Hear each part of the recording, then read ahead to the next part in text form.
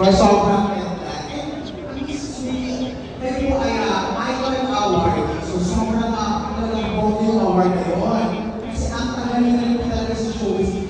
Sabi niyo sa mga Lower Stars ngayon, 50 plus years, grabe na ako pinapamana. Pero sobrang ganda yung pa rin po. Sobrang ganda rin. Para kayong 25 na. So, wala lang na question na. Okay. Ano yung sabi niyo bilang kayo Icon Award yun? Ano mga thoughts, mga up-and-coming at mga gusto maging artista like you? Well, ang unang advice is that they have to love their craft. And then, kailangan pag nasa industriya ka na, you have to be patient, you have to have humility, you have to be serious about your craft. Kasi may mga iba na lumapasok for the wrong reasons. May mga ganon, and so you say, hindi nagkataga sa industriya.